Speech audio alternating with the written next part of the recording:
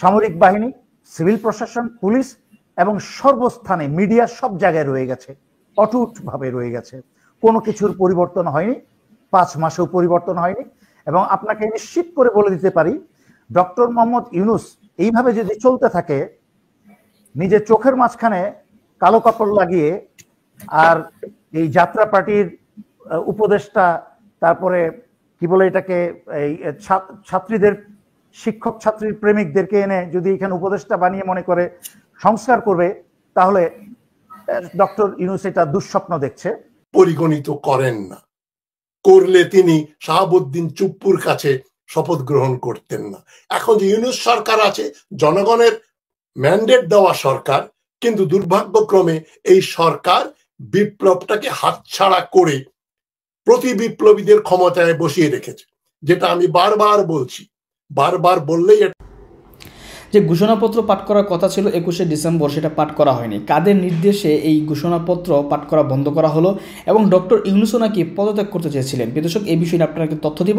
পাশাপাশি ঘোষণাপত্র কেন বন্ধ করা হলো এবং আবারই নতুন করে যে ঘোষণাপত্র লেখা হচ্ছে, এটা কি আসলে ভারতের নির্দেশে লেখা হচ্ছে কিনা, এই বিষয় নিয়ে মেজর দেলোয়ারের গুরুত্বপূর্ণ কিছু আলোচনা শুনবো। আসিফ নজরুল সরকারের সাথে আপোষ করে, আমি জানি না আন্ডার দি টেবিল কোনো লেনদেন হয়েছে কিনা জানি না, বাংলাদেশের মানুষের যে চরিত্র এবং ইন জেনারেল যেসব মানুষের যারা ক্ষমতায় যায়, যেই যায় কেন লঙ্কায় সেই হয় রাবণ, এই তো বাংলাদেশিদের চরিত্র। একটু একটু জায়গা স্থান পেলে, একটু স্পটলাইট পেলে, হাইলাইট পেলে পরে পকেট ভারী করতে থাকে, পেট মোটা হয়ে যায় আর অ্যাকাউন্ট ফুলতে থাকে। আপনাদেরকে যার যার ঘর থেকে গ্রেফতার করে নিয়ে আপনাদেরকে জেলে ভরবে, আপনাদের উপর অত্যাচার চলবে। আমার কথা শুনেন নাই মামুনুল হক, গত 5টা বছরে যতগুলা কথা বলেছি প্রতিটা কথা সত্যি হয়েছে। আপনি এই যে কথাগুলো বলছি, ছাত্ররা যদি না শুনে, এই কথাগুলো সত্যি হবে। ছাত্ররা তাদেরকে কিন্তু দেশ ছেড়ে পালাতে হবে যদি ফাঁসির রশি যদি এড়িয়ে বাঁচতে চায়, ফাঁসির রশির থেকে। বারবার স্মরণ করিয়ে দিচ্ছি, কিন্তু তারা কথা শোনার সময় নাই। কে মেজর দেলোয়ার, আমরাই তো চ্যাম্পিয়ন হয়ে গেছি। বাংলাদেশের সশস্ত্র বাহিনীর উপরের লেভেলের জেনারেল থেকে আরম্ভ করে মাঝারি লেভেলের যত অফিসার সবাইকে কিনে ফেলেছিল ভারতের র, এবং ভারতের র এর নির্দেশে চলেছে তারা। বাংলাদেশের সিভিল প্রশাসন এখনো পর্যন্ত উপদেষ্টা মোহাম্মদ ইউনূসের আশেপাশে যত সচিব, উপসচিব আছে, সিভিল ব্যুরোক্রেটস, পররাষ্ট্র মন্ত্রণালয়ে যারা আছে, সমস্ত ভারতের রয়ের এবং আওয়ামী লীগের বসানো লোক। তারা করতেন, তারা নাকি করবে সংস্কার। ছাত্ররা করলো কি, আবার ভুলটা করলো কি, যদি এই সকালবেলা আপনার ভিডিও যদি লাইভ হয়ে থাকে, 2-4টা ছাত্র নেতার কানে যদি যায়, কারণ সার্জিস, হাসনাতরা নিজেদেরকে তখন চ্যাম্পিয়ন মনে করছে, সব বুঝে। ময়মন সিং এর ভাষায় একটা কথা আছে, পোলার বুদ্ধি গলাত, মানে পোলাপানের বুদ্ধি গলাতে থাকে।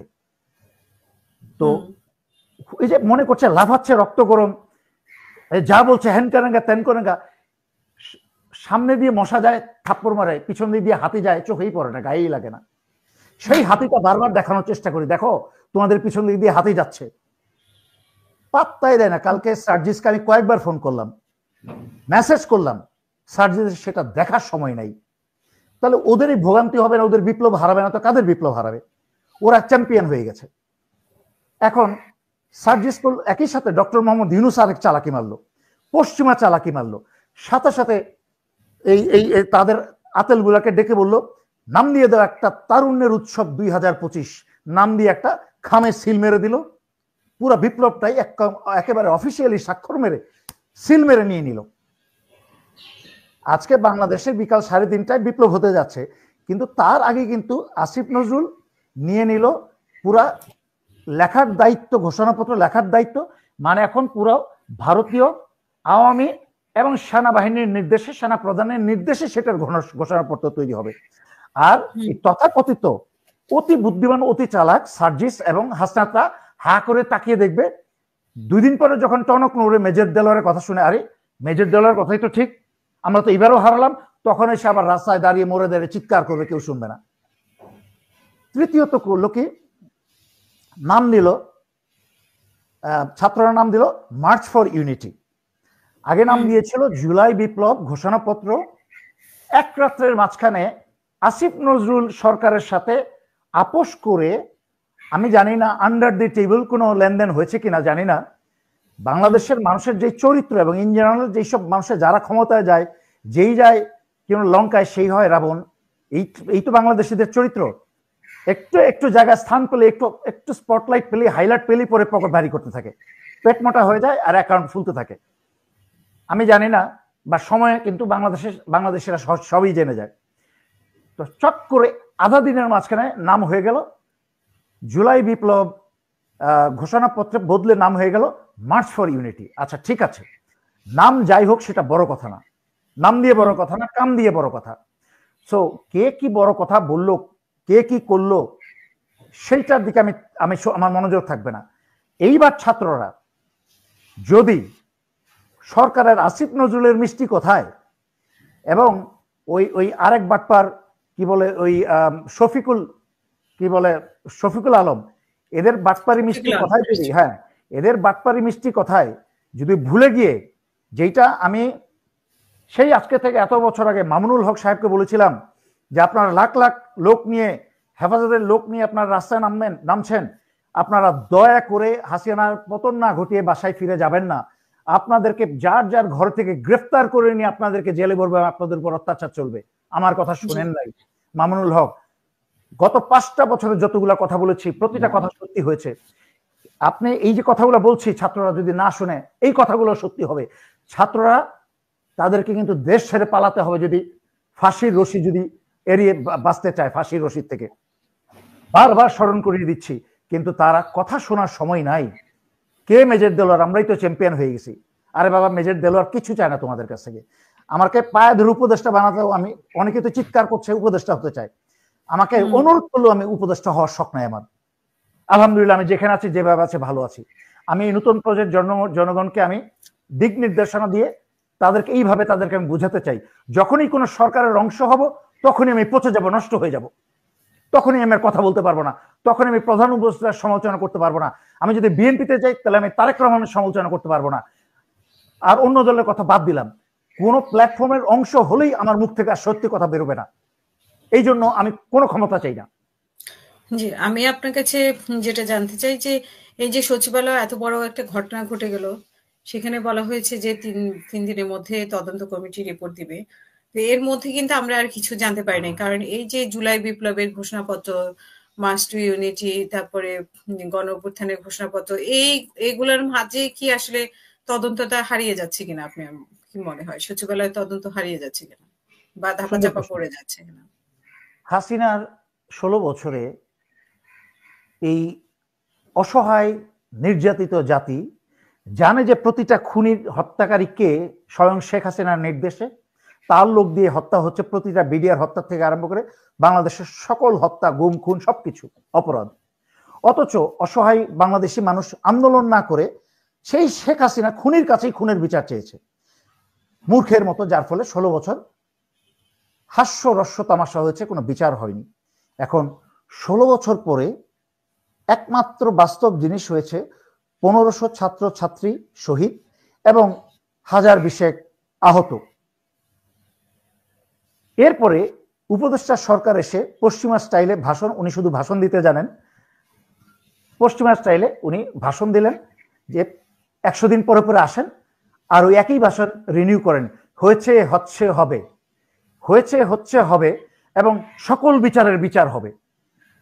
আমি কিন্তু আজকের থেকে 1-1.5 মাস আগে ভিডিওতে বলেছি, উনি নিজের মুখে ওনার সহকারী উপদেষ্টা, প্রধান উপদেষ্টা সহকারী একজন ওনাকে গিয়ে বলেছেন যে বিডিআর হত্যার বিচার করার জন্য, উনি এই ভাষায় বলেছেন, না বাবা আমি এইসবের মধ্যে জড়াতে চাই না, গণতান্ত্রিক নির্বাচিত সরকারের সেগুলা করুক। কারণ আমার কথা তো বাংলাদেশের কানে আবার 4-5 বছর পরে যায়, যেটা আমি কয়েক বছর পরে আগে বলি সেটা পরে যায়। তো উনি বলেছেন এইটা।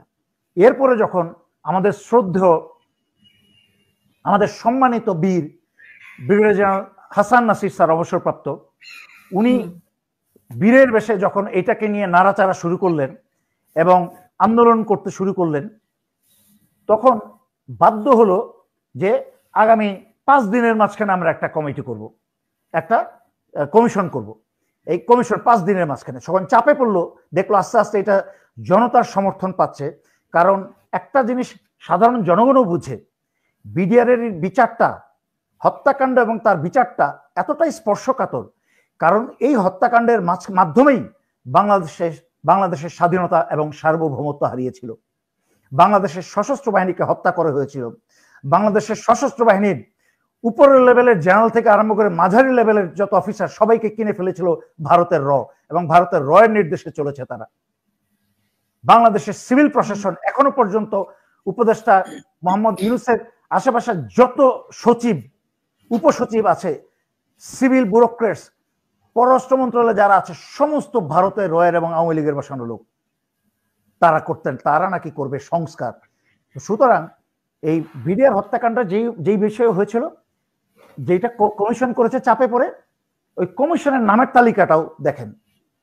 একটা বিশ্ববিদ্যালয়ের সহকারী কি বলে শিক্ষক, একটা বিশ্ববিদ্যালয়ের সহকারী শিক্ষকের বিডিআর হত্যার মতো একটা অত্যন্ত জটিল স্পর্শকাতর, যেখানে এফবিআই থেকে, বিদেশ থেকে, এফবিআই থেকে, প্রয়োজনে সিআইএ থেকে আন্তর্জাতিক এক্সপার্ট নিয়ে আসা উচিত। যেই সব পুলিশের তো ঘুষ খেয়ে এদের সমস্ত প্রফেশনালিজম নষ্ট হয়ে গেছে। এদেরকে 16 বছরে সকল বাহিনী, সেনাবাহিনী থেকে আরম্ভ করে পুলিশ সব ধ্বংস করে ফেলেছে ভারত এবং হাসিনা, যেন বাংলাদেশ থেকে সহজে ম্যাপের মাঝখানে ভারতের ম্যাপে নিয়ে নেওয়া যায় কোনো প্রতিবাদ ছাড়া। সেই জন্য বাংলাদেশে কোনো কিছু বাকি নাই। যত ফরেন্সিক, ইন্টারন্যাশনাল ফরেন্সিক এক্সপার্টিস বাংলাদেশে এনে তাদেরকে দিয়ে এই তদন্ত করাতে হবে। সেখানে বসিয়েছে তদন্ত কমিশনে প্রধান কি বলে কমিশন প্রধান যাকে বানানো হয়েছে, কি বলে জেনারেল ফজলুল স্যারের প্রতি আমার সম্মান আছে, কিন্তু উনি তো একা পারবেন না, উনারও তো বয়স হয়েছে, উনার তো একটা শক্তিশালী টিম দরকার। তারপরে যেই অধিকারটা তাদেরকে ক্ষমতাটা দেওয়া হয় নাই, যে এই বিচারে তদন্তের পরে ওনাদের এই যারা অপরাধী চিহ্নিত হবে তাদেরকে কি অপরাধ দিতে হবে, শাস্তি দিতে হবে, কাকে কাকে ফাঁসি দিতে হবে, কাকে কাকে যাবজ্জীবন কারাদণ্ড দিতে হবে, এই বিচারের ক্ষমতা কিন্তু এই কমিশনার রাখে নাই। অথচ এই যে হাসিনা এবং এখন বাংলাদেশের লক্ষ লক্ষ মানুষ যাকে অনুসরণ করে, এরকম ব্যক্তিও ছিলেন যারা শাহবাগের ফাঁসি মঞ্চের উদ্যোক্তা হয়ে নিরপরাধ ব্যক্তিদেরকে ভারতের নির্দেশে ফাঁসি দিয়েছে জামাতে ইসলামের। তখন কি কোনো তদন্ত কমিশনের মাধ্যমে কোনো রায় দিয়ে কিছু হয়েছিল? ওই ওই ওই বদমাইশ এএসপি, ওই ক্রিমিনালটা, দেশদ্রোহী কাহার আকন্দ, এদের লেখা, এদের কলমের খোঁচায় মানুষের ফাঁসি হয়ে গেছে। অথচ এখনো ওই আব্দুল কাহার আকন্দের মতো দেশদ্রোহী রয়ের এজেন্ট, তাকে কিন্তু তাদেরকে গ্রেফতার করা হয়নি। কিসের বিচার? এদেরকে সরাসরি নিয়ে ফাঁসিতে চড়ানো হবে, এদেরকে সরাসরি ফাঁসিতে চড়াতে হবে, ফাঁসিতে ঝুলাতে হবে, কোনো বিচারের দরকার নাই। এবং বিডিআরের যে করা হয়েছে, যে দুর্বলতা, একইভাবে এত বড় ঘটনাটার কথাটা বলতে হলো আমাকে আগুনের কথাটা বলার জন্য। সেইখানে আগুনের বিষয়টা তো অত গুরুত্বপূর্ণ, কিন্তু সেইটা সম্পর্ক টানলে তো নস্যি। এগুলো সব লোক দেখানো। ডক্টর মোহাম্মদ ইউনূস 84 বছর বয়সে ওই চেয়ারে বসতে পারেন, আর 100 দিন পরে পরে ভাষণ দিতে পারেন, বিদেশের সাথে একটু কথা বলে, IMF এর সাথে, ওয়ার্ল্ড ব্যাংকের সাথে কথা বলে কিছু টাকা আনতে পারেন। এর চেয়ে বেশি কোনো কিছু করার ওনার কোনো ক্ষমতা নাই। এমনকি উনার নিজের উপদেষ্টা মন্ডলীর উপদেষ্টা নির্বাচন করার মতো ক্ষমতা যে উনার নাই, তা নিজে ইতিমধ্যে প্রমাণ করেছেন। এই 5 মাসে একটা পর্যন্ত সংস্কারের কোনো পদক্ষেপ পর্যন্ত নিতে পারেন নাই, বাকি কথা বাদ দিলাম। আমরা আর 100 দিন পরের বুলশিট বক্তৃতা শুনতে চাই না।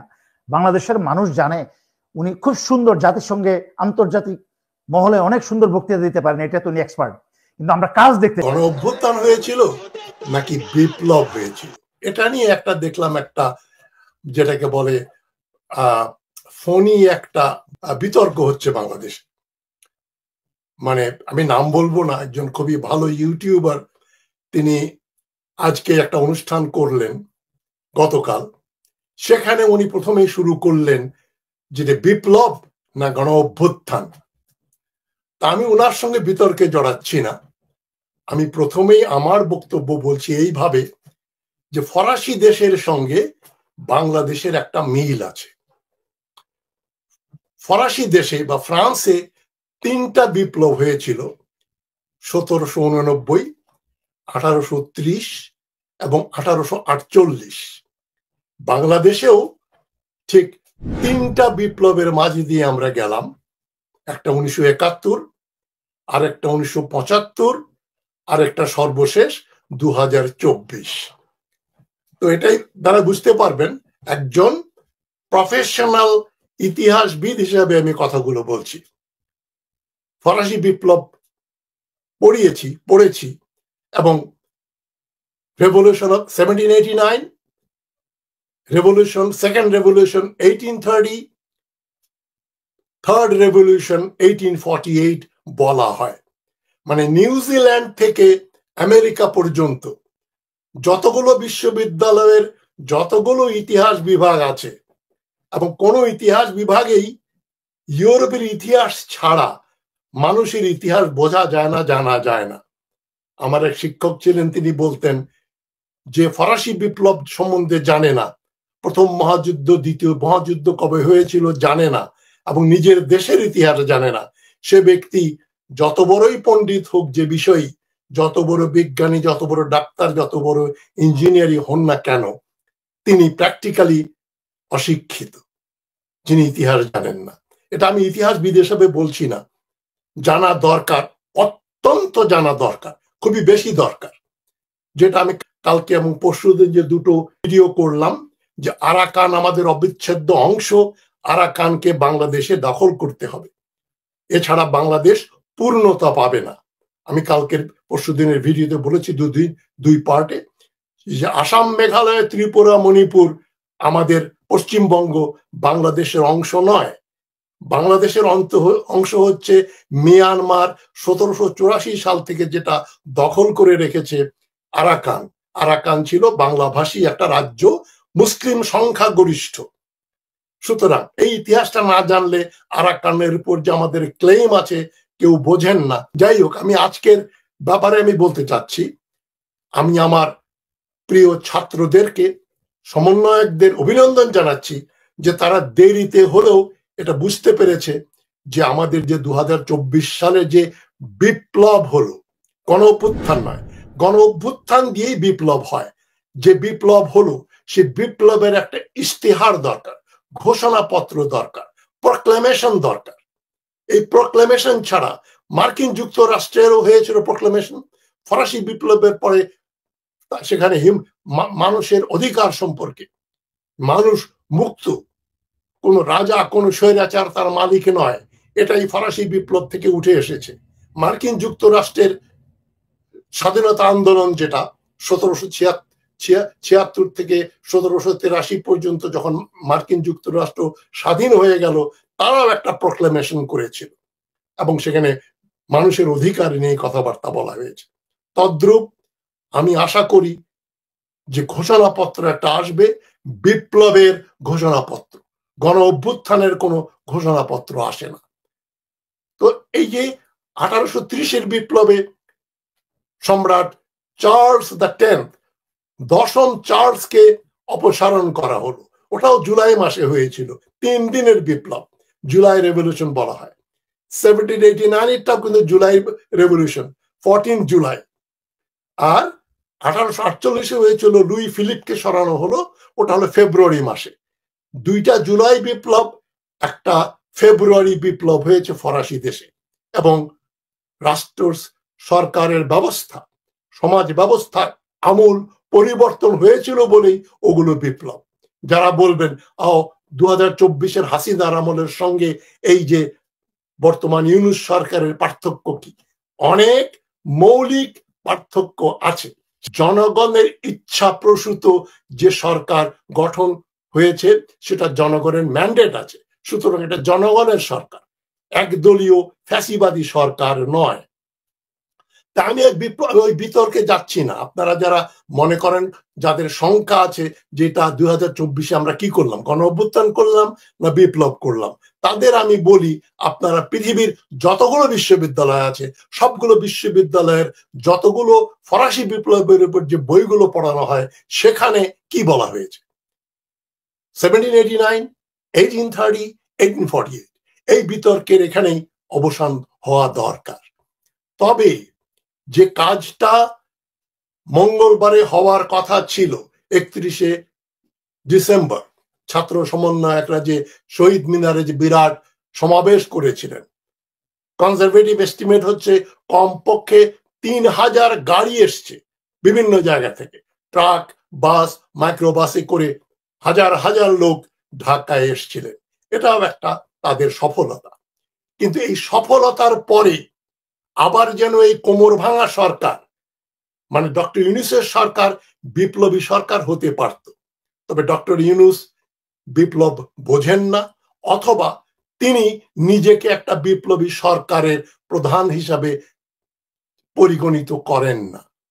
করলে তিনি শাহাবুদ্দিন চুপ্পুর কাছে শপথ গ্রহণ করতেন না। এখন যে ইউনূস সরকার আছে, জনগণের ম্যান্ডেট দেওয়া সরকার, কিন্তু দুর্ভাগ্যক্রমে এই সরকার বিপ্লবটাকে হাতছাড়া করে প্রতি বিপ্লবীদের ক্ষমতায় বসিয়ে রেখেছে।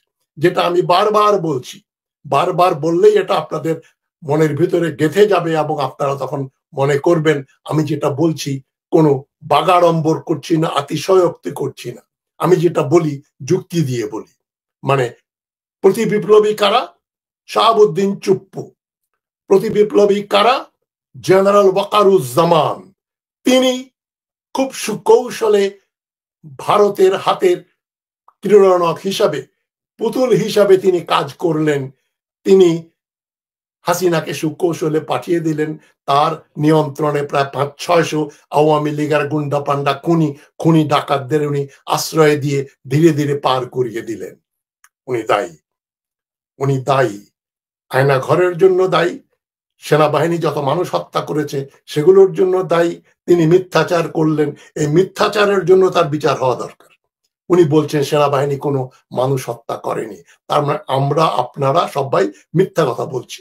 এরপরেও দেখতে পাচ্ছি আমরা বাংলাদেশের কিছু মানুষ মনে করে ওয়াকারুজ্জামান দেশটাকে একটা রক্তপাতের থেকে বাঁচিয়ে দিয়েছে। এর চেয়ে ভুল সিদ্ধান্ত আর হতে পারে না। ওয়াকারুজ্জামান নিজের যান বাঁচানোর জন্য, আওয়ামী লীগারদের যান বাঁচানোর জন্য খুব সুকৌশলে এই পুরো গণরোষটা অন্যত্র সরিয়ে দিলেন। তারা গণভবনে ঢুকে তছনছ করলো, ওইদিকেই জনরোষটা চলে গেল এবং দেশে কমপক্ষে 3000 মানুষ মারা গেল। সেদিকে জেনারেল ওয়াকারুজ্জামানের ভ্রুক্ষেপ নাই। তিনি বললেন আমি রক্ষা না করলে শেখ হাসিনাকে মেরে ফেলত। যে হাসিনার নির্দেশে কমপক্ষে 3000 ছাত্র জনতা নিহত হয়েছে, হেলিকপ্টার দিয়ে গুলি করে মানুষ মারা হয়েছে এবং প্রায় কতশো ছেলে মেয়ে অন্ধ হয়ে গেছে, পঙ্গু হয়ে গেছে চিরকালের জন্য। সেই হাসিনার প্রতি মায়া একেবারে উপচায়া পড়ল, ওয়াকারুজ্জামানের মায়া মমতা উপচায়া পড়ল, কেননা তিনি হাসিনার ফুফাতো বোনের জামাই। যাই হোক, তো এই বদমাশিগুলো হয়েছে, আপনারা ধীরে ধীরে বের করবেন এগুলো। ছাত্র সমন্বয়করা এই যে বিপ্লবের ঘোষণাপত্র বের করলেই যারা যারা বিপ্লবে মানুষ হত্যা করেছে প্রত্যক্ষভাবে এবং পরোক্ষভাবে তাদের বিচার করতে হবে, এটা ফুটে উঠেছে ঘোষণাপত্রে। তবে আমি সাবধান করে দিচ্ছি আপনাদের, ছাত্র সমন্বয়কদের বলছি তোমরা সাবধান হয়ে যাও। ডক্টর ইউনূস কিন্তু অতিশয় উক্তি করেন, তিনি রাজনীতি বোঝেন না, তিনি বিপ্লব বোঝেন না। বিপ্লব বুঝলে তিনি বিপ্লবী সরকারের রাষ্ট্রের প্রধান হতেন। চুপ্পুর কাছে তিনি করতেন না, শপথ নিতেন না। তিনি ওয়াকারুজ্জামানকে বন্দি করতেন, আসিফ নজরুলকে বের করে জেলে ভরতেন, ব্রিগেডিয়ার সাখাওয়াতকেও জেলে পুরতেন আওয়ামী ফ্যাসিবাদীদের সমর্থন করার জন্য। সাবধান, ডক্টর ইউনূস যেটা বলেছেন ওই ফাঁদে কিন্তু তোমরা পা দেবে না। এই যে সময় ক্ষেপণ করা হচ্ছে, 31 তারিখের ইশতেহার ঘোষণাপত্র নাকি 15ই জানুয়ারি করা হবে এবং সরকার থেকে যে প্রেস রিলিজ এসেছে সেটা খুবই আপত্তিকর। সেটা কিন্তু এখানে আমি ষড়যন্ত্রের গন্ধ পাচ্ছি। ষড়যন্ত্রটা কি? ইউনূস সরকার বলেছেন সব রাজনৈতিক দল নিয়ে একটা ঘোষণাপত্র করা হবে। কেন? কোন রাজনৈতিক দলটা, কোন রাজনৈতিক দলের কোন নেতা এই যে জুলাই আগস্টের বিপ্লবে পরোক্ষভাবেও কোনো কাজ করেছে ছাত্র জনতা, কাজ করেছে বিদেশে অবস্থানরত ইউটিউবাররা, আমি সহ আরো কয়েক ডজন ইউটিউবার এবং বাংলাদেশ থেকেও কয়েকজন সাহসী লোক কিছু সাহসী লোক কথা বলেছেন। এছাড়া কোন কোন কোন রাজনৈতিক দলের কোন নেতা, কোন পার্টি নেতা কোন ভূমিকা পালন করেননি এই 2024-এর জুলাই আগস্ট বিপ্লবের জন্য। তাই তারা যারা এটাকে গণ অভ্যুত্থান বলবেন তাদের সঙ্গে আমি তীব্র দ্বিমত পোষণ করব। এটা গণ অভ্যুত্থান নয়, এটা বিপ্লব। এই বিপ্লবের উদ্দেশ্য কি ছিল? ফ্যাসিবাদের শেকড় উপড়ে ফেলা, দেশে গণতন্ত্র, মানবাধিকার, গুম হত্যা বন্ধ করা, আইনের শাসন করা। এই যে বৈষম্য কোটা প্রথার নামে যেখানে সারা দেশে 8-10 হাজার মুক্তি বাহিনী যুদ্ধ করেছিল, সেখানে 20% কোটা তাদের দেওয়া হলো তাদের নাতিপুতিদের জন্য। আমি প্রথম দিন থেকে বলে আসছি, আপনি যত সাহসী বীর মুক্তিযোদ্ধাই হন, সরকারের কাছ থেকে আপনার 1 পয়সা পাওনা নেই। এটা কোনো, আপনি যুদ্ধ করেছেন সুবিধা নেওয়ার জন্য, যুদ্ধ করেছেন দেশকে ভালোবাসেন বলে। আপনার বাড়িতে ডাকাতি হলে আপনি কি ডাকাতদের মার দেওয়ার পরে মা বাবা ভাই বোনদের বলবেন, এই যে দেখো ডাকাত করেছিল, আমরা কিন্তু ডাকাত মেরে তাড়িয়ে দিয়েছি, এখন থেকে রুই মাছের মাথাটা আমরা খাবো, কারণ আমরা তো তোমাদের জীবন রক্ষা করেছি? এটাই যেন না হয়। যা মুক্তিযোদ্ধাদের দেওয়া হয়েছে সেটা অন্যায়, অপরাধ হয়েছে। 2 বছরের সিনিয়রিটি দেওয়া হয়েছে, অপরাধ হয়েছে, জঘন্য রকমের অপরাধ। এটা শেখ মুজিবুর রহমান করেছেন, তার মধ্যে যে গিল্ট ছিল। উনি যে মুক্তিযুদ্ধ করেননি, উনি পাকিস্তানের প্রধানমন্ত্রী হতে চেয়েছিলেন, তাই পাকিস্তান থেকে ফিরে আসার পরে ইনি সব বিপ্লবীদের চাইতে বড় বিপ্লবী হয়ে গেলেন। নিজের অবস্থান টিকিয়ে রাখার জন্য তিনি মুক্তিযোদ্ধা নামে যেই এসছে তার সার্টিফিকেট বিক্রি হচ্ছে নিউ মার্কেটের সামনে, ফুটপাতে, গুলিস্তানের সামনে। এই হলুদ রঙের সার্টিফিকেট বিক্রি হতো, জেনারেল ওসমানীর সাইন করা। ওই সার্টিফিকেটটা কিনে জমা দিলেই আপনি মুক্তিযোদ্ধা। মুক্তিযোদ্ধা নাকি 2 লক্ষ 2.5 লক্ষ হয়েছে। যাই হোক, আমি ওইখানে যাচ্ছি আবার, যে কোন দল কিছু করে নাই। সুতরাং ইউনূস সাহেব যেটা বলছেন, সব দল নিয়ে একটা ঘোষণাপত্র হবে। খেতাপুরি, আমি এই শব্দটা ব্যবহার করছি। ছাত্র সমন্বয়ক, তোমরা বলবে ডক্টর ইউনূস আপনার ওই প্রপোজাল আমরা ফেলে দিচ্ছি, ভদ্রভাবেই বলবে, ওই প্রপোজাল আমরা গ্রহণ করতে পারি না। কেননা কোন রাজনৈতিক দল, বিএনপি বলেন, জামাতে ইসলামী বলেন, অন্য যে কোনো দল বলেন, তারা কোনোভাবেই পরোক্ষভাবে এই জুলাই আগস্ট বিপ্লবে তাদের কোনো ভূমিকা পালন করেননি। একেবারে নেগেটিভ রোল তাদের। হ্যাঁ, বিএনপি জামাত বিভিন্ন দলের বহু কর্মী স্বেচ্ছায় তাদের নিজেদের উদ্যোগে যুদ্ধ করেছে, শহীদ হয়েছে, আহত হয়েছে। ওই দলগুলো 2029 সালে হাসিনার নির্বাচন হবে, সেই নির্বাচনে যোগ দেওয়ার জন্য তেল মাখছিলেন। এই তো এইবার আমরা জিতবো, সংসদে বসবো, চেষ্টা করবো আরেকবার। 2018 নির্বাচনেও বিএনপির মহানেতা মির্জা ফখরুল বলেছিলেন বেলা 12টার সময়, মনে আছে, নির্বাচন খুব সুষ্ঠু হচ্ছে। সুতরাং 29 সালের নির্বাচনের জন্য তার প্রস্তুতি গ্রহণ করছিলেন। এই বিপ্লবে তাদের জিরো কন্ট্রিবিউশন। সুতরাং ডক্টর ইউনূস যদি মনে করেন সকল রাজনৈতিক দলে নিয়ে আমরা ঘোষণাপত্র করব, তাহলে এটা ইতিহাসকে বিকৃত করা হবে, আমাদের স্বাধীনতাকে ভুলণ্ঠিত করা হবে। এই বিপ্লবে যারা জান দিয়েছেন, জীবন বিসর্জন করেছেন, তাদের আত্মাহুতি, তাদের শাহাদাতের উপর কে অপমান করা হবে। ছাত্র সমন্বয়কদের বলছি, তোমাদের আমি শিক্ষক হিসাবে বলছি, যেহেতু তোমরা আমার ছাত্রদের ছাত্র, আমার অধিকার আছে, সেই অধিকার নিয়ে আমি বলছি, তোমরা খবরদার খবরদার ওই ধরনের ফাঁদে পা দেবে না।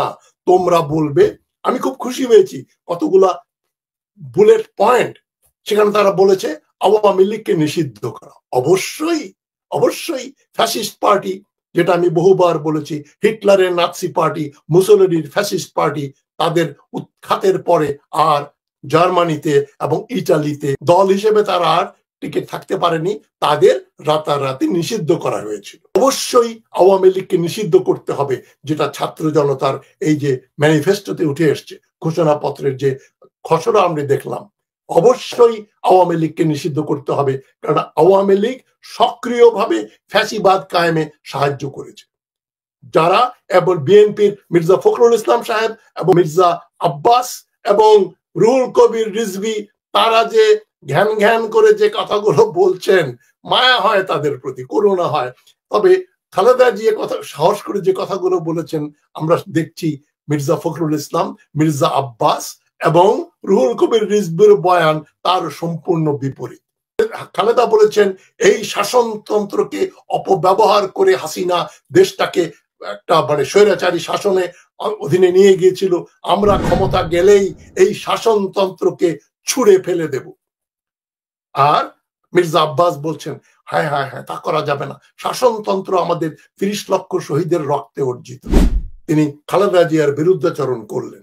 একই কথা, একই সুর মির্জা ফখরুলের মুখে। এই যে আওয়ামী লীগ এর নেতৃত্বে স্বাধীনতা যুদ্ধ হয়েছিল, এই আওয়ামী লীগকে নিষিদ্ধ করা যায় না।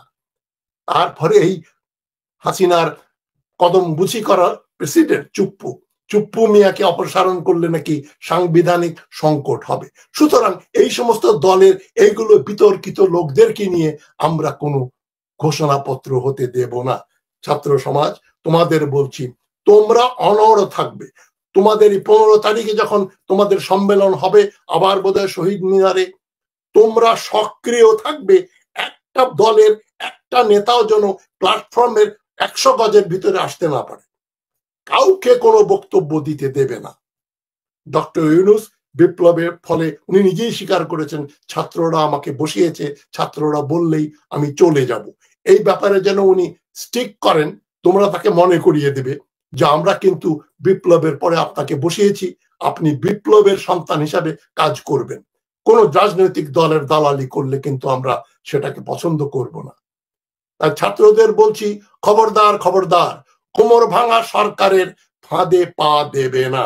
এ সরকার যদিও আমাদের ম্যান্ডেট নিয়ে ক্ষমতায়, তবে এই সরকার বসিয়েছে কিন্তু আবার IMF, ওয়ার্ল্ড ব্যাংক, পিটার হাসের যাওয়ার পরে মার্কিন যুক্তরাষ্ট্রের বাইডেন অ্যাডমিনিস্ট্রেশন এবং নরেন্দ্র মোদী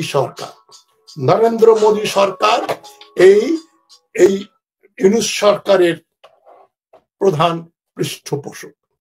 ভারতের সঙ্গে যে গন্ডগোল হচ্ছে ডক্টর ইউনূস সরকারের, ওটা আমি আগেও বলেছি, আবার বলছি, ভবিষ্যতে বলবো, ওই গন্ডগোল গুলো পাতানো খেলা।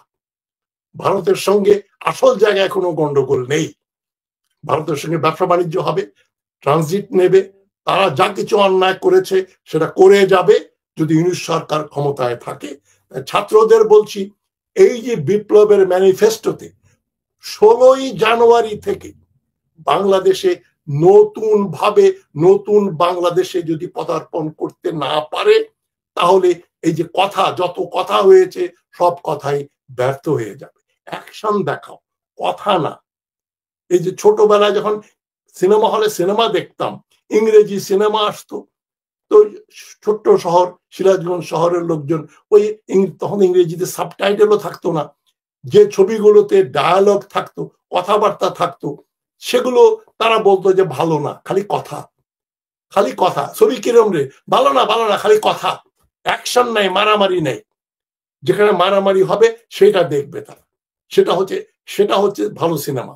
আমি দেখছি তাই এখন করে অ্যাকশন নাই, খালি কথা হচ্ছে, কথার মারপ্যাচ। এটা বিপ্লব না গণ অভ্যুত্থান? এটা কি আমরা সর্বদল নিয়ে আমরা করি, 10 মিলে করি কাজ, হারি জিতি নাহিলাজ, ওই সমস্ত থিওরি বস্তা পচে গেছে। প্রতিটা রাজনৈতিক দল তাদের ভূমিকা পালন করতে ব্যর্থ হয়েছে। বিএনপি তো সেই 2023 সালের 28শে অক্টোবর, যেদিন মির্জা ফখরুল ইসলাম লুঙ্গি তুলে দৌড় দিয়ে পালিয়ে যান, সেদিনই বিএনপির রোল শেষ হয়ে গেছে। তারপরে বিএনপি এখনো কিছু করেনি, তাদের এখনো দল সামলাতেই আরো সময় লাগবে। আমি মনে করি খালেদা জিয়া এবং তারেক রহমানের নেতৃত্বে বিএনপি ঘুরে দাঁড়াবে। বিএনপি এখনো ঘুরে দাঁড়াতে পারেনি, তারা এই কোমর ভাঙা লোকজনকে নিয়ে তারা সংসার করছে। এদেরকে মার্জিনালাইজ করতে হবে। যে ব্যক্তি বা যে সংগঠন আওয়ামী লীগ বা মুক্তিযুদ্ধের নামে চেতনার কথা বলবে তাদেরকে ধরে নেবেন ধান্দাবাজ, বাংলাদেশ বিরোধী। আওয়ামী লীগের নিষিদ্ধকরণের ব্যাপারে ছাত্রদের বলছি, যারাই মৃদুভাবেও আপত্তি করবে তাদেরকে মনে করবেন প্রতি বিপ্লবী। বিপ্লবের পরে মানে যেমন ইমান আর বেঈমানের মধ্যে পার্থক্য, যে কলমা গ্রহণ করেছে, মুসলমান হয়েছে, তার সঙ্গে কাফিরের তুলনা হয় না। সুতরাং যারা বিপ্লবী তারা ওই যাদের বিরুদ্ধে বিপ্লব হয়েছে তাদের বিরুদ্ধে একটা কথাও বলতে পারবে না। আর আমি শেষ কথা বলছি, আমি বিপ্লবের যে খসড়া দেখেছি, বিচার করতে হবে। আমি বহুবার বলে আসছি, এই 4.5-5 মাসে 400-500 লোকের তো ফাঁসি হওয়া উচিত ছিল, আর 5-6 হাজার লোকের বিচার হওয়া উচিত ছিল। যাবজ্জীবন, 10 বছরের জেল, 12 বছরের জেল হয় নাই। আমি একটা প্রপোজাল দিচ্ছি ছাত্র সমাজকে, তোমরা চিন্তা করে দেখবে। একটা ম্যাভেরিক আইডিয়া, নেভারদালেস অ্যান আইডিয়া। এই আইডিয়াটা হচ্ছে কি, সরকার কিছু $1 বিলিয়ন একটা বাজেট করেন যে করাপশন, দুর্নীতি বিরোধী একটা ট্রাইব্যুনাল হবে। 64টা জেলায় 64টা বিচারক থাকবে, এক্সক্লুসিভলি তারা দুর্নীতির উপর বিচার করবেন। 64টা এসপি পুলিশ অফিসার থাকবে এই, এবং হাইকোর্ট, সুপ্রিম কোর্টে এরকম 15-20 জন বিচারক থাকবে, তারা কেবল দুর্নীতির বিচার করবে। তবে এই টাকাটা রাখতে বলছে এই জন্য যে সবগুলো বিচারক, সবগুলো পুলিশ অফিসার যারা এই দুর্নীতি ইনভেস্টিগেট করবে, এবং সবগুলো ডিস্ট্রিক্ট জাজ বিদেশ থেকে আনতে হবে। আমি মনে করি সিঙ্গাপুর একটা ভালো example. Singapore, Malaysia, Australia, New Zealand, Canada বা আমেরিকা, কোন ইউরোপিয়ান দেশ থেকে তাদেরকে ভালো বেতন দিয়ে এই টাকাটা খরচ করলে 5 বছরের জন্য করেন, দেশ দুর্নীতি মুক্ত হবে।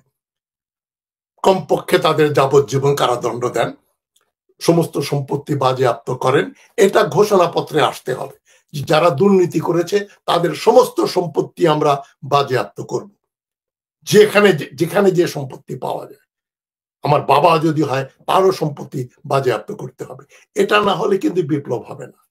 তো আমি আমার কথা আর দীর্ঘায়িত করছি না, তোমাদের আমি অভিনন্দন জানাচ্ছি এই সৎসাহসের জন্য। বেটার লেট দেন নেভার। এই প্রোক্লেমেশন আসা উচিত ছিল অগাস্টের 5 থেকে 8 তারিখে। ডক্টর ইউনূস 8 তারিখে শপথ নিলেন, ওই 8-9 তারিখে এই প্রোক্লেমেশনটা আসা উচিত ছিল, এবং 31 তারিখে হলে ভালো হতো। যাই হোক, 15ই জানুয়ারি প্রোক্লেমেশন আসবে, ঘোষণাপত্র আসবে, বিপ্লবের ঘোষণাপত্র, গণ অভ্যুত্থানের নয়, বিপ্লবের ঘোষণাপত্র যেন ঠিক বিপ্লবী ঘোষণাপত্রের মতো হয়। ফরাসি দেশে কি হয়েছিল, রাশিয়াতে বিপ্লবের পরে কি হয়েছিল, এই ইতিহাসটা একটু ঝালাই করে নেবে, তাহলে দেখবে বিপ্লবোত্তর সরকার কি করে। এবং যারা মানুষ হত্যা করেছে, তোমরা কি মনে করো না, আপনারা কি মনে করেন না তাদের জন্য ন্যূনতম শাস্তি হওয়া উচিত মৃত্যুদণ্ড? যে বিচারক গুলা বেআইনি ভাবে ফাঁসি দিয়েছে নিজামুল হক, তার কি মৃত্যুদণ্ড প্রাপ্য নয়? যে পুলিশ, যে ডিজিএফআই অফিসার, যে জেনারেলের অধীনে মানুষ হত্যা করা হয়েছে, তাদের কি মৃত্যুদণ্ড প্রাপ্য নয়? যদি এগুলো কার্যকর করা না হয় তাহলে ধরে নেবে এটা একটা গণ অভ্যুত্থান হয়েছিল এবং ব্যর্থ বিপ্লব। বিপ্লব সার্থক করতে হলে বিপ্লবের যে ফর্মুলা সেটা মেনে চলতে হবে। এটুকুই তোমাদের কাছে আমার অনুরোধ। তোমাদেরকে আমি আগাম অভিনন্দন জানিয়ে বিপ্লবের সফলতা হবে এই আশা করে আমি আমার বক্তব্য শেষ করছি। বক্তব্য শেষ করার আগে তোমাদের সবাইকে আমি ইংরেজি, ফরাসি, Russian, German, Polish, American, Canadian, Bangladeshi নববর্ষের শুভেচ্ছা জানাচ্ছি। কারণ আমি ইংরেজি নববর্ষ বলে দুনিয়াতে কিছু নাই। যেটা সামরিক বাহিনী, সিভিল প্রশাসন, পুলিশ এবং সর্বস্থানে মিডিয়া সব জায়গায় রয়ে গেছে, অটুট ভাবে রয়ে গেছে। কোনো কিছুর পরিবর্তন হয়নি, 5 মাসেও পরিবর্তন হয়নি। এবং আপনাকে নিশ্চিত করে বলে দিতে পারি, ডক্টর মোহাম্মদ ইউনূস এইভাবে যদি চলতে থাকে, নিজের চোখের মাঝখানে কালো কাপড় লাগিয়ে, আর এই যাত্রা পার্টির উপদেষ্টা, তারপরে কি বলে এটাকে, এই ছাত্রীদের শিক্ষক ছাত্রীর প্রেমিকদেরকে এনে যদি এখানে উপদেষ্টা বানিয়ে মনে করে সংস্কার করবে, তাহলে ডক্টর ইউনূস এটা দুঃস্বপ্ন দেখছে। তাদেরকে বলতে হবে যে আওয়ামী লীগ যেসব কাজ করেছে, অপরাধ করেছে এই গত 16 বছরে, এবং সর্বশেষ গণহত্যার মাধ্যমে, এবং বাংলাদেশে যেই ধরনের রাষ্ট্রীয় বড় বড় অপরাধ সংগঠিত করেছে, তার জন্য আওয়ামী লীগকে বৈধভাবেই তাদেরকে নিবন্ধন বাতিল করতে হবে এবং এটাকে একটা ছাত্রলীগের মতো একটা জঙ্গি সংগঠন বা নিষিদ্ধ সংগঠন ঘোষণা করতে হবে।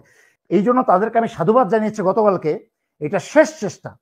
এইবার যদি তোমরা কম্প্রোমাইজ করো, এইবার যদি বিপ্লবের শক্তিকে ফিরিয়ে না আনতে পারো, আর জীবনে ফেরত পাবা না, গণকবর হয়ে যাবে বিপ্লবের। কারণ ইতিমধ্যে বিপ্লব শেষ।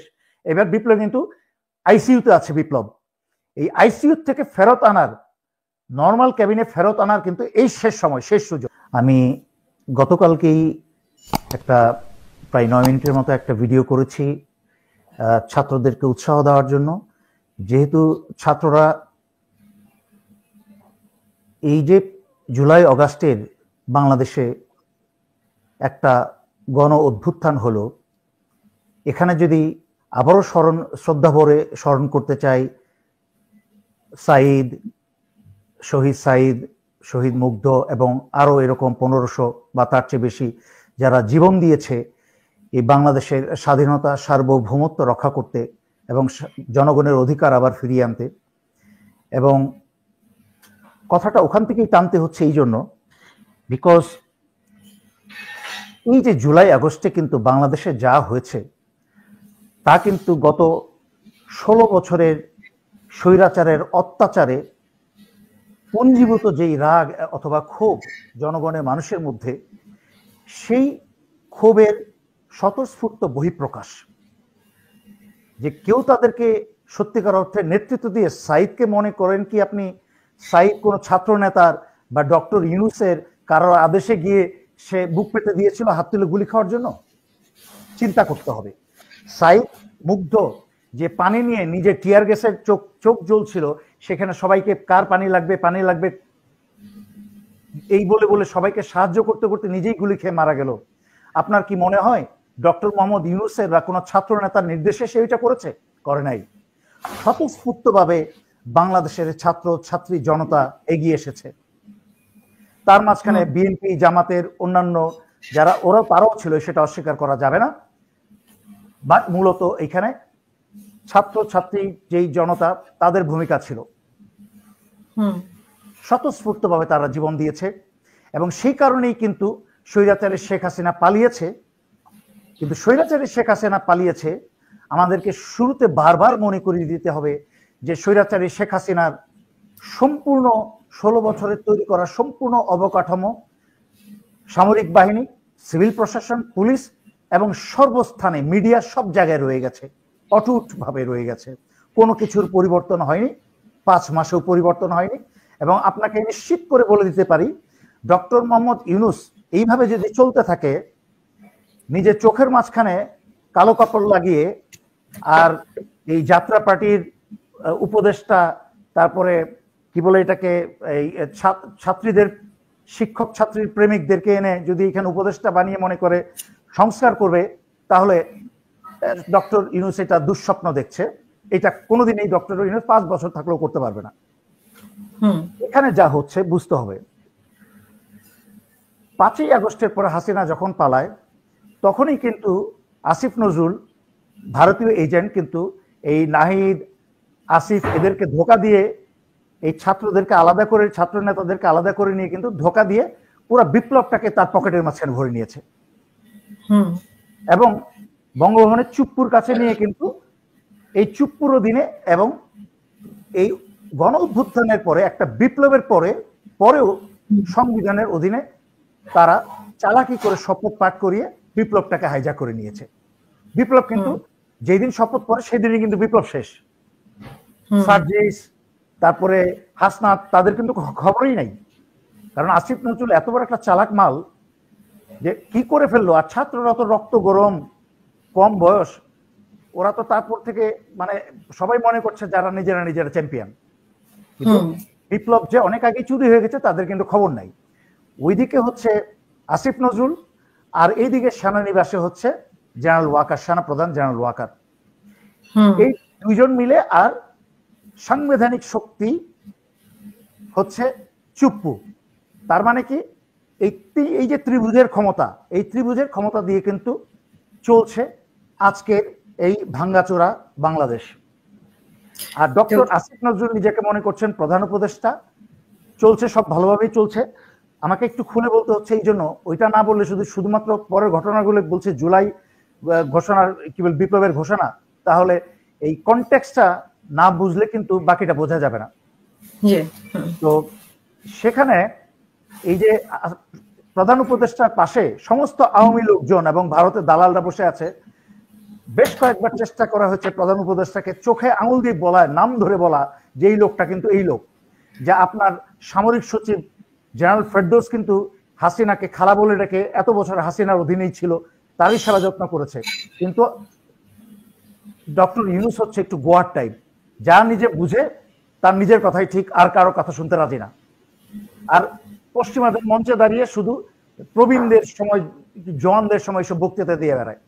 কিন্তু বাংলাদেশের যেই করুণ অবস্থা, এই অবস্থায় দেশ চালানোর উনি যেই দিকে চালক হিসেবে দেশ চালাচ্ছেন, উনি একটা বাজে চালকের পরিচয় দিচ্ছেন। যাই হোক, এখন আসি আমি সংবিধানের কথা বলছেন যে সাংবিধানিক পদে উনি আছেন রাষ্ট্রপতি, কিন্তু আজকে যে ওরা বলছে যে সংবিধানে কবর রচনা হবে আজকে, তো তাহলে রাষ্ট্রপতির কি পরিস্থিতি হবে? আচ্ছা, এই যে কথাগুলো আমি ওইদিকে আসছি। প্রথমেই হচ্ছে ওই বাচ্চা ছেলে পেলে, ওদের ঘোষণাগুলো কিন্তু বাচ্চা ছেলে পেলেদের মতো। আমি আবার বলতে হচ্ছে, সাঈদ মুগ্ধরা কিন্তু কোনো স্টেটমেন্ট দিয়ে, কোনো বক্তৃতা দিয়ে ওখানে দাঁড়ায় নাই। তারা কিন্তু মাঠে নেমে সোজা গুলির সামনে দাঁড়িয়েছে। এখন তো বক্তৃতা দেওয়ার লোক অনেক বেশি হয়ে গেছে, যাদেরকে বুলেট খাওয়ার সময় দেখা যায়নি। তো এই জন্য বক্তৃতা মারা সহজ। একটা এই ধরনের একটা জাতীয় পর্যায়ের ঘোষণা দিতে হলে প্রথমে হচ্ছে একটা ম্যাচুরিটির প্রয়োজন, যে কি সংবিধানের কবর রচনা, এইসব কোনো ভাষা হলো? এগুলো হচ্ছে ইনম্যাচিওর কথাবার্তা। তারপরে কি আওয়ামী লীগের কি শব্দটা ব্যবহার করেছে, আওয়ামী লীগের অপ্রাসঙ্গিক করা হবে। তো অপ্রাসঙ্গিক এখানে এইটার অর্থটা কি, যেটা আমি কালকে রাত্রেও বলেছি, তাদেরকে স্পষ্ট করে বলতে হবে যে আমরা বিপ্লবের মাধ্যমে এই সরকার গঠন করেছি, এই দেশকে মুক্ত করেছি, আমরা সাংবিধানিক সরকার পরিচালনা দেখতে চাই না, আমরা এই সংবিধানকে বাতিল দেখতে চাই, সংবিধান নতুন করে লেখা হোক। এরকম করে স্পষ্ট সুন্দর ভাষায় তাদেরকে বলতে হবে যে আওয়ামী লীগ যেসব কাজ করেছে, অপরাধ করেছে এই গত 16 বছরে, এবং সর্বশেষ গণহত্যার মাধ্যমে, এবং বাংলাদেশে যেই ধরনের রাষ্ট্রীয় বড় বড় অপরাধ সংগঠিত করেছে, তার জন্য আওয়ামী লীগকে বৈধভাবেই তাদেরকে নিবন্ধন বাতিল করতে হবে, এবং এটাকে একটা ছাত্রলীগের মতো একটা জঙ্গি সংগঠন বা নিষিদ্ধ সংগঠন ঘোষণা করতে হবে। এখানে আওয়ামী লীগকে অপ্রাসঙ্গিক ঘোষণাটা আমি বা এইসব শব্দের অর্থ আমি বুঝতে পারিনি। সেকেন্ড থিং, যখন ছাত্র দেখলো তাদের কাছ থেকে বিপ্লব হারিয়ে গেছে, তাদের সচিবালয়ে ঢুকতে আহতর পরিবাররা তো কারোর সাথে দেখাই করতে পারে না। সচিবালয় বাদ দিলাম, প্রধান উপদেষ্টা বাদ দিলাম, তাদের যে তথাকথিত নেতা নাহিদ আর আসিফের সাথেই দেখা করতে পারে না, তাদের মনের কথা খুলে বলতে পারে না, অথচ তাদের কারণেই কিন্তু আজকে দেশটা স্বাধীন হয়েছে। দ্বিতীয়ত, ছাত্র নেতারা সার্জিস এবং হাসনাত দেখছে যে তাদেরও কোনো ক্ষমতা নাই, মাঝে মাঝে টিভিতে সাইড লাইনে ছাগলের 3 নম্বর বাচ্চার মতো দাঁড়িয়ে থাকে, কিন্তু তাদের কথাবার্তার কোনো মূল্য নেই। সমস্ত কথাবার্তা আসিফ নজরুল বলছে, এবং সমস্ত কাজ হচ্ছে কিন্তু পিছনে আসিফ নজরুলের নির্দেশে। নাহিদ এবং আসিফের কথারও কিন্তু কোনো মূল্য নাই। নাহিদ কিন্তু আজকে থেকে 3 মাস আগে বলেছিল 1 সপ্তাহের মাঝখানে ডিজিটাল, এই সপ্তাহেই ডিজিটাল নিরাপত্তা আইন চলে যাবে, কিন্তু নাহিদের খবরই নাই। নাহিদের দেখলাম সেই দিন এত বড় ভুরি হয়ে গেছে। তো এইগুলা 29 তারিখে যখন দেখলো আসিফ, সার্জিস এবং হাসনাত, ওরা দেখলো বিপ্লব তো আসলেই হারিয়ে গেছে। মেজর দেলোয়ার এবং অন্যদের কথা তো শুনলাম না। এখন তো মেজর দেলোয়ার তো চ্যালেঞ্জ করেছিল 10ই সেপ্টেম্বর, ডাক দিয়ে দেখো কতগুলা ছাত্র জড়ো হয়। তো এই জন্য তাদেরকে আমি সাধুবাদ জানিয়েছি গতকালকে, এটা শেষ চেষ্টা। এইবার যদি তোমরা কম্প্রোমাইজ করো, এইবার যদি বিপ্লবের শক্তিকে ফিরিয়ে না আনতে পারো, আর জীবনে ফেরত পাবা না, গণকবর হয়ে যাবে বিপ্লবের। কারণ ইতিমধ্যে বিপ্লব শেষ, এবার বিপ্লব কিন্তু আইসিইউতে আছে। বিপ্লব এই আইসিইউ থেকে ফেরত আনার, নর্মাল ক্যাবিনে ফেরত আনার কিন্তু এই শেষ সময়, শেষ সুযোগ। কিন্তু এখানে কি হচ্ছে, যখনই আমি 30 তারিখে প্রেস সচিব শফিকুল আলম, প্রথম আলোর কি বলে গোয়েন্দা, যখন সে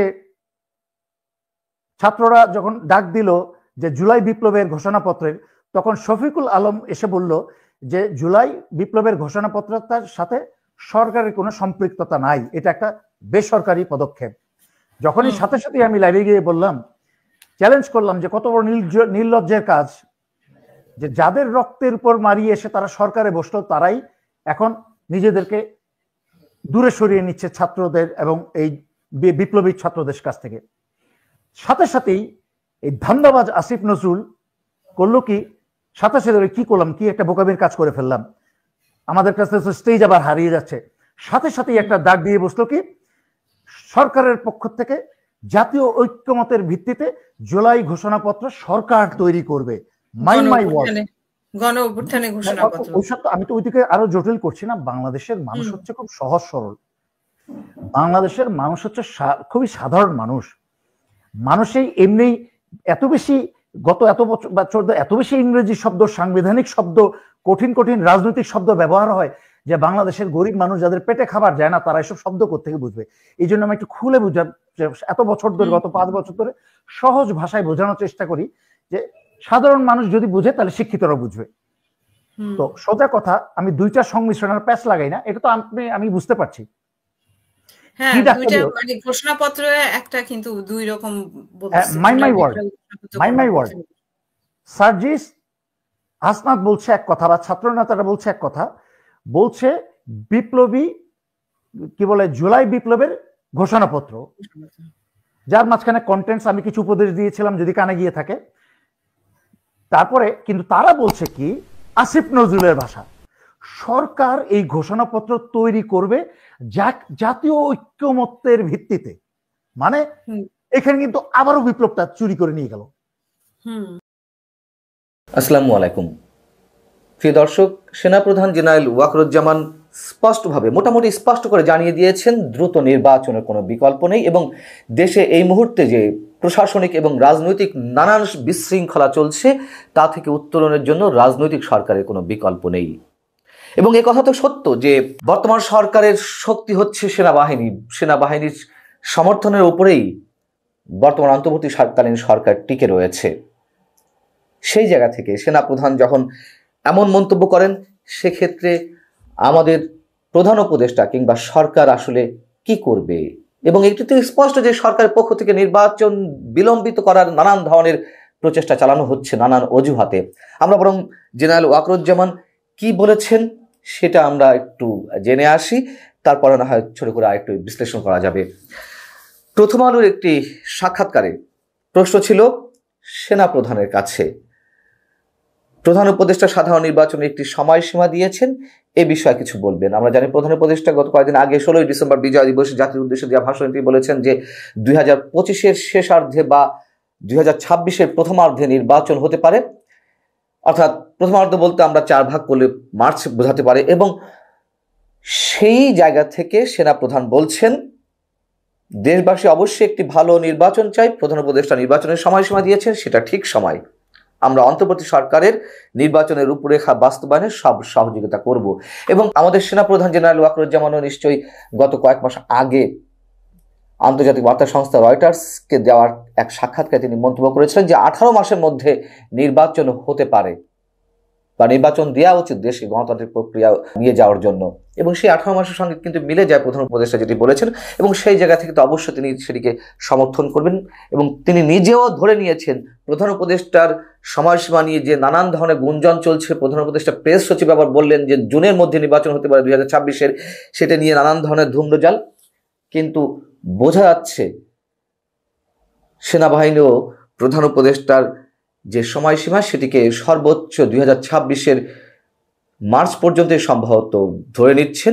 তার কারণ জুনের দিকে তো বর্ষাকাল, সেই সময় বাংলাদেশে কখনোই নির্বাচন হয়নি। এর পরবর্তী তার কাছে প্রশ্ন ছিল যে গত 15 বছর প্রশাসন, পুলিশ, বিচার ও ব্যবসা সহ রাষ্ট্রের নানা ব্যবস্থা ভেঙে গেছে, এটাকে একটা স্বাভাবিক জায়গা আনতে তো সময় লাগবে। জেনারেল ওয়াকার বলছেন এটার জন্য রাজনৈতিক দল ও সরকার লাগবে, রাজনীতিবিদদের এগিয়ে আসতে হবে, রাজনীতি ছাড়া এবং রাজনৈতিক সরকার ছাড়া এটি সম্ভব নয়। এই কথাই তো দেশের প্রতিটি মানুষের মুখে উচ্চারিত হচ্ছে। মুষ্টিমেয় কিছু সংখ্যক মানুষবাদের যাদের বিশেষ উদ্দেশ্য রয়েছে, যারা বর্তমান অন্তর্বর্তী সরকার এবং ছাত্র সমন্বয়কদের যে নানান ধরনের অবাস্তব দাবি সেইগুলোকে সমর্থন করছেন, যারা শুধুমাত্র তারা ছাড়া আর সবাই বুঝতে পারছে, সেনাবাহিনীও সেটি উপলব্ধি করতে পারছে। কেউ কেউ বলতে পারেন যে এটি হয়তো কথার কথা বলছেন সেনা প্রধান, কথার কথা হলেও বিষয়টি আসলে কোথায় আমি আমার আলোচনার শেষ পর্যায়ে বলবো, মন্তব্য করব। প্রশ্ন ছিল তার কাছে, গত 5 দশকে আমাদের রাজনৈতিক দলগুলো তো অনেক কিছুই করতে পারেনি, তাদের ব্যর্থতার জন্যই তো বর্তমান পরিস্থিতি তৈরি হয়েছে। এটাও সত্য কথা। প্রথম আলো যে প্রশ্নটি করেছে এটি অস্বীকার করার কোনো কায়দা নাই। জেনারেল ওয়াকারুজ্জামান সোজা সাপটা উত্তর দিয়েছেন, অতীতে হয়নি ঠিক, কিন্তু এখন তো সুযোগ সৃষ্টি হয়েছে, আমরা এই কাজগুলো করতে পারি। অসাধারণ উত্তর দিয়েছেন তিনি। এবং রাজনৈতিক দলগুলোর সংস্কারের প্রতিশ্রুতি অতীতেও দিয়েছে, কিন্তু ক্ষমতায় গিয়ে তারা কথা রাখেনি। জেনারেল ওয়াকারুজ্জামান উত্তরে বলছেন যে তারা নিশ্চয় বুঝতে পারছেন এই সমস্যাগুলো প্রয়োজন, সংবিধান সংস্কারের বিষয়টি সামনে আসছে, বিশেষ করে রাষ্ট্রপতি এবং প্রধানমন্ত্রীর মধ্যে ক্ষমতার ভারসাম্য আনা দরকার। এবং অভিজ্ঞতার আলোকে অনেকেই বুঝেছে যে রাষ্ট্রপতি এবং প্রধানমন্ত্রীর মধ্যে ক্ষমতার ভারসাম্য আনা প্রয়োজন। খুবই দুটি সিগনিফিক্যান্ট জায়গায় তিনি ইঙ্গিত করেছেন। একটি হচ্ছে যে সংস্কার বিষয়ে প্রথম আলোর পক্ষ থেকে অনেক ধরনের প্রশ্ন করা হয়েছে, তিনি অ্যাভয়েড করে গেছেন। আপনারা সাক্ষাৎকারটি পড়ে দেখতে পারেন, আমি খুবই সংক্ষিপ্তভাবে আলোচনা করছি। 3 বারের মাথায় যখন তাকে প্রশ্ন করা হলো সংস্কারের বিষয়ে, তখন তিনি বলেছেন যে সংস্কার তো অবশ্যই দরকার, এটি করার প্রয়োজন রয়েছে, কিন্তু তিনি কোনো রাজনৈতিক বক্তব্য দেননি যে এটি রাজনৈতিক দল করবে নাকি বর্তমান সরকার করবে। তার যা উত্তর তা কিন্তু তিনি দিয়ে দিয়েছেন যে এই মুহূর্তে রাজনৈতিক সরকার প্রয়োজন, এবং যে সময়সীমার উল্লেখ করা হয়েছে প্রধান উপদেষ্টার পক্ষ থেকে সেই সময়ের মধ্যে নির্বাচন হলে অবশ্যই ভালো। এখন যে বিষয়টি নিয়ে আমাদের প্রধান উপদেষ্টা এবং সেনা প্রধানের মধ্যে দূরত্ব সৃষ্টি হয়েছে, এরকম একটি গুঞ্জন তো শোনা যায় যে তাদের মধ্যে দূরত্ব সৃষ্টি হয়েছে এবং কি কারণে, সেই বিষয়টি কিন্তু এখানে এসেছে। তিনি বলছেন যে সশস্ত্র বাহিনী ওয়ান লিভের সরকারের সময় প্রধান উপদেষ্টা অধীনে ছিল এবং সেখানেই তিনি চেঞ্জটি চেয়েছেন যে এখন রাষ্ট্রপতি অধীনে আনা উচিত, এবং প্রধানমন্ত্রী রাষ্ট্রপতির মধ্যে যে ক্ষমতার ভারসাম্য সে বিষয়টি তিনি আবারও উল্লেখ করেছেন।